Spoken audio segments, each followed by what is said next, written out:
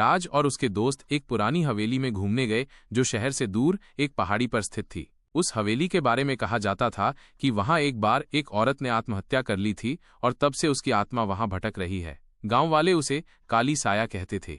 राज को भूतों पर विश्वास नहीं था। उसने कहा, अगर भूत सच में होते तो अब तक दिख चुके होते। वे लोग हवेली में घुसे और एक कमरे में डेरा जमा लिया। रात के करीब 1 बजे खिड़की से ठंडी हवा चलने लगी और दरवाजा अपने आप बंद हो गया। तभी एक अजीब सी सुगंध कमरे में फैलने लगी, जैसे किसी ने चंदन और राख मिला दी हो। फिर अचानक दीवार पर एक परछाई दिखाई दी, एक लंबा दुबला शरीर और सिर पर घूंघट। राज ने टॉर्च जलाई लेकिन कुछ नहीं दिखा। जैसे ही टॉर्च बंद हुई, परछाई फिर दिखाई दी और अब उसकी धीमी आवाज भी आने लगी। तुम लोग क्यों आए हो मेरी शांति भंग करने?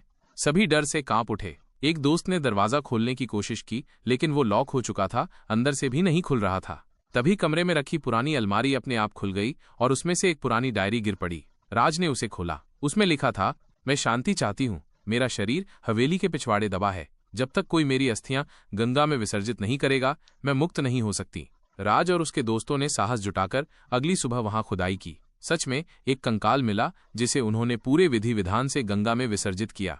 उस रात के बाद हवेली में कोई अजीब घटना नहीं हुई। गांव वालों ने राज को धन्यवाद कहा और माना कि उसने काली साया को शांति दी।